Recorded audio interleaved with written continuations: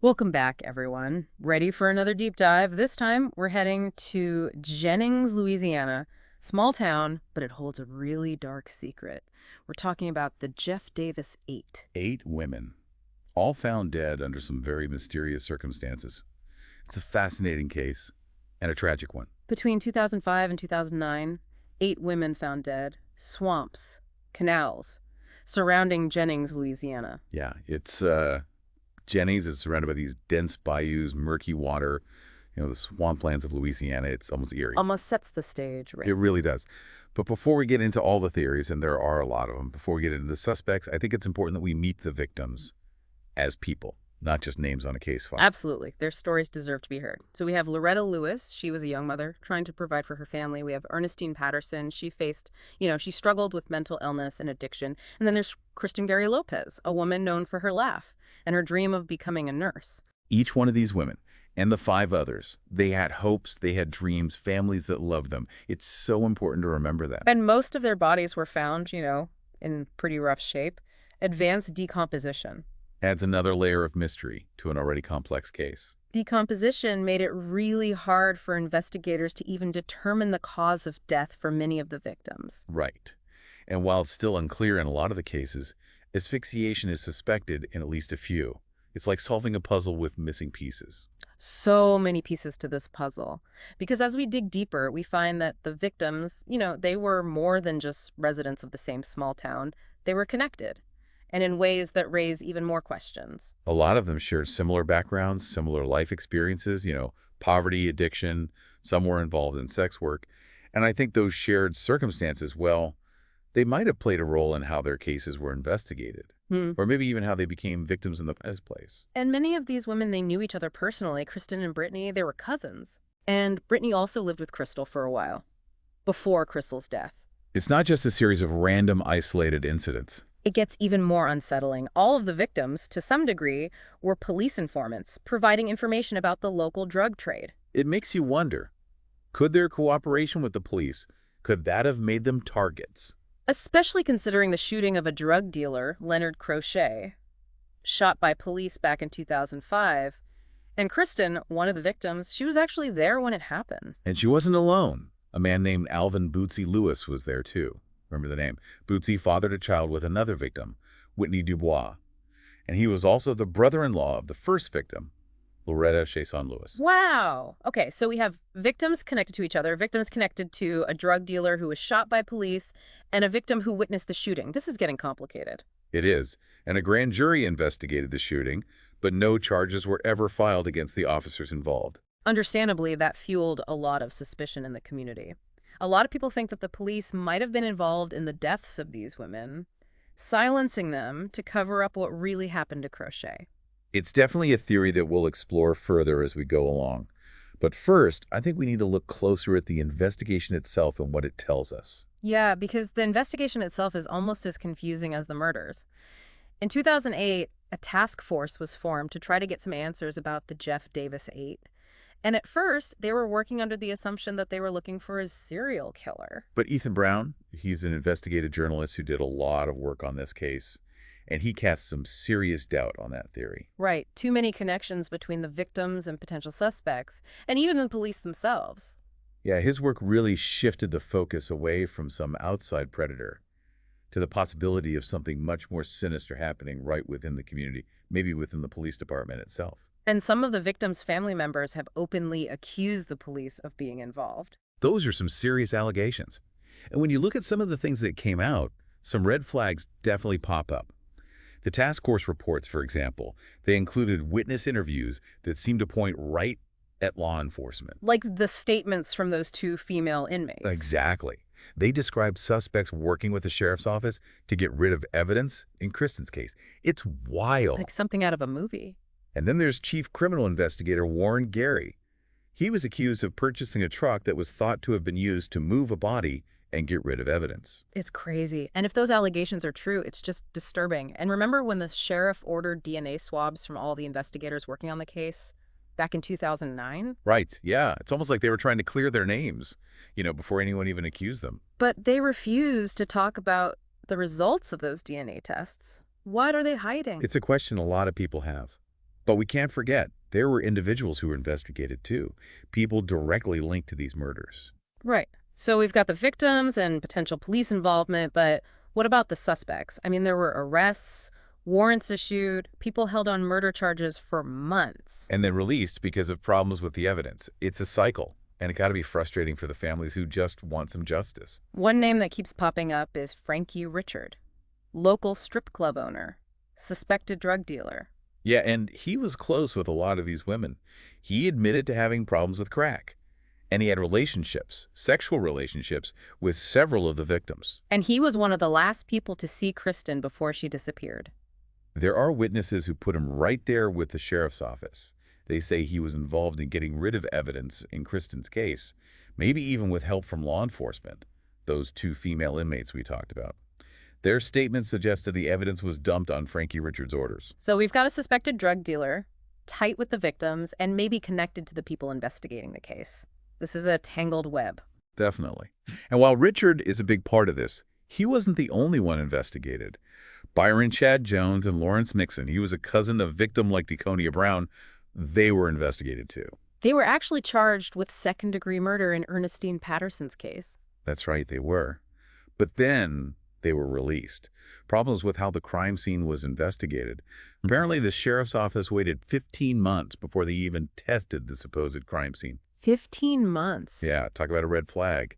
Well, Makes you wonder what else might have been messed up in this investigation. it really does. It's no wonder this case has gotten so much attention over the years. Podcasts, documentaries, TV shows, even books.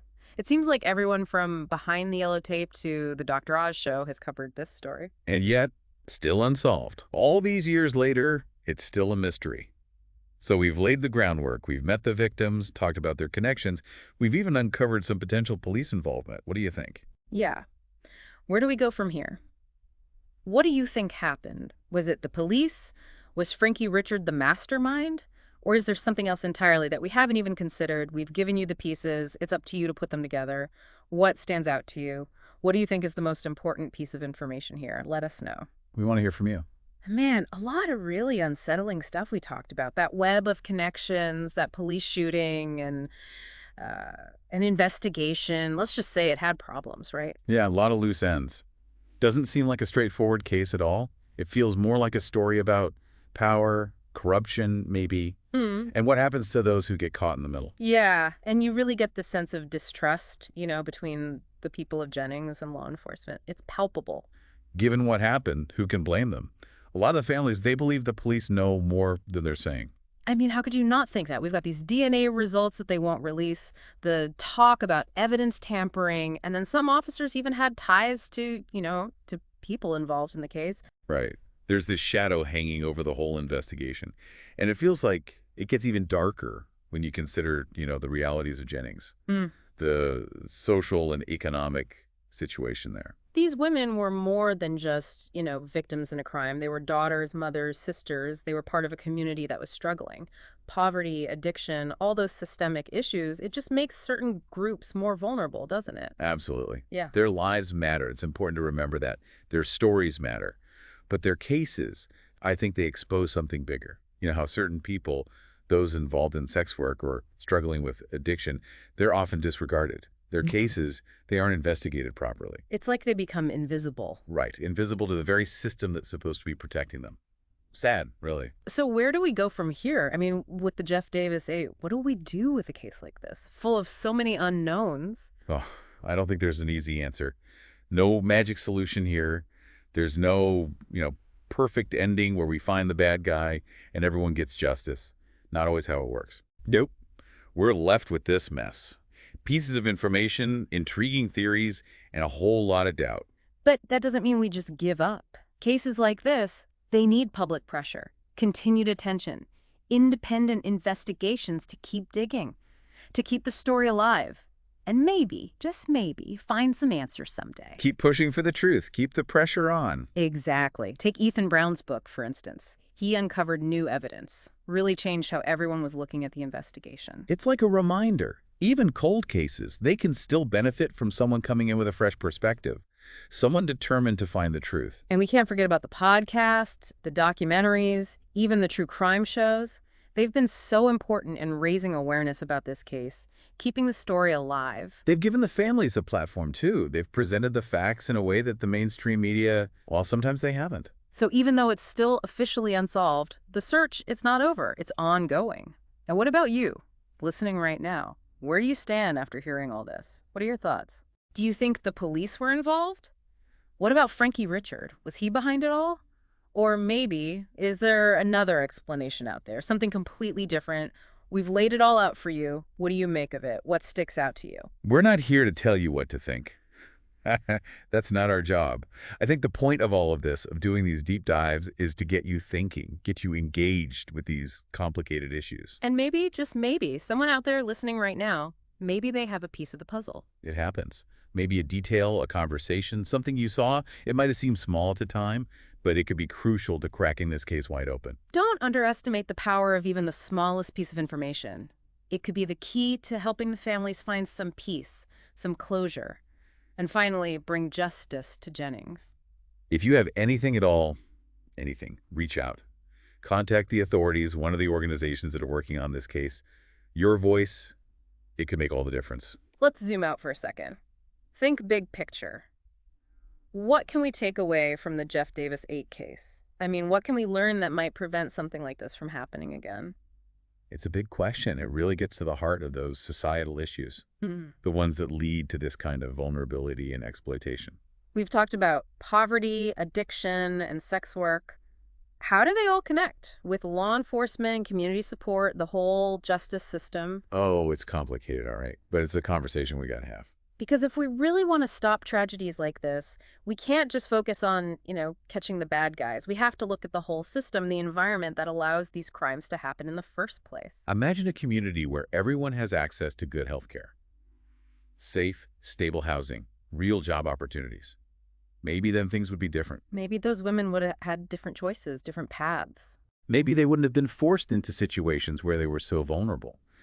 And, if law enforcement actually took the time to build trust with the community, maybe things would be different there too. Maybe those women would have felt safe talking to them, sharing information. Maybe their cases would have been handled differently. It's a vicious cycle, isn't it? It is. And it's a system that often fails those who need it the most. So what can we do as individuals? How do we make a difference? Awareness, education, empathy. Those are the first steps. Understanding why these problems happen, confronting our own biases, and fighting for policies that really promote justice and equality. We can support those organizations that are already doing the work. Donate our time, our money. Use our voices to amplify the voices of those who are being ignored. And we can't forget about our elected officials. Hold their feet to the fire. Push them to create a system that actually works for everyone, protects everyone. It's about creating a safety net, right? A system of support that catches people when they fall, gives them a chance to turn things around. And that's not just the government's job. It's on all of us. We need community involvement, compassion, and people willing to challenge the way things are. Because stopping these tragedies, it's about building a better world. A world where everyone feels valued, safe, and empowered to make good choices for themselves. That's something worth fighting for. That's how we honor the memory of the Jeff Davis 8 and all the others who've been lost to violence, to neglect. It's about turning their loss into action, turning our outrage into real, meaningful change. Let's take a moment. As we finish this part of our deep dive, let's reflect on what this tragedy has cost us and what we can learn from it moving forward. The Jeff Davis 8, it's a reminder that justice, well, sometimes it doesn't happen, but it's also a call to action. It's a call to fight for those who can't fight for themselves, to create a world where every life matters, where everyone has a voice, and where justice prevails, no matter what, even in a place like Jennings, Louisiana. Yeah, even in the darkest corners of the Bayou, their stories matter. And their lives deserve justice. Even if that justice, even if it looks like systemic change, and a real commitment to building a better future, a better world. It's easy to get lost in the weeds, Yeah. trying to figure out exactly who did what, looking for that one bad guy. Right. But I think it's important to remember that there's this much larger problem here. It goes way beyond Jennings, way beyond Louisiana. It's about how vulnerable people are treated, or mistreated, really, how marginalized communities lack resources, and that lack of trust, between law enforcement and the people they're supposed to be protecting. This isn't just a small town problem. This is happening everywhere, Yeah. in cities big and small, all over the country. It really makes you think, what if these women had had access to healthcare, affordable housing, decent jobs?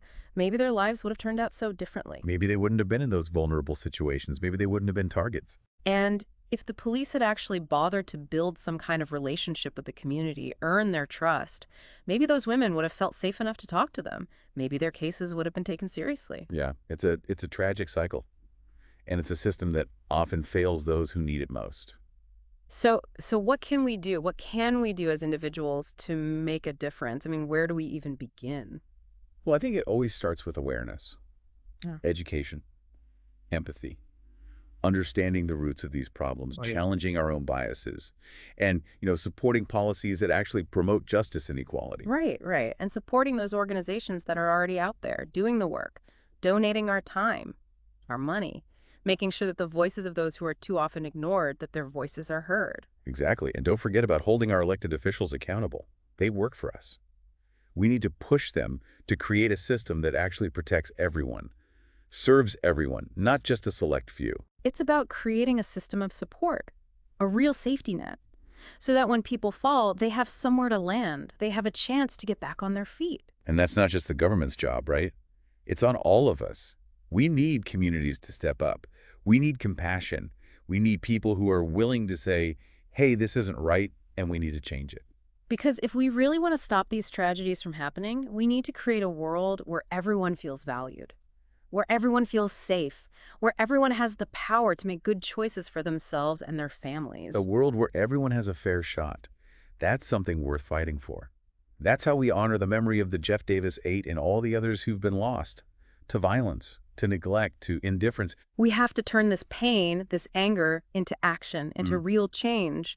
We can't let them be forgotten. The Jeff Davis 8, it's a powerful reminder that justice isn't always guaranteed, but it's also a reminder that we have to keep fighting for it. Yeah, we have to keep fighting for those who can't fight for themselves. We have to keep demanding answers. We have to keep pushing for a world where every life matters, where everyone has a voice, and where justice, real justice, prevails, no matter what. Even in the darkest corners of the Bayou, their stories matter. Their lives matter. And they deserve justice. And maybe, just maybe, that justice will come in the form of lasting change, a real commitment to building a better world, a better future for everyone. And on that note, we'll leave you to ponder everything we've discussed today. Keep asking questions, keep searching for truth, and never stop fighting for what's right. Thank you for joining us on this deep dive, and we'll see you next time as we explore another corner of the world and uncover the stories that connect us all.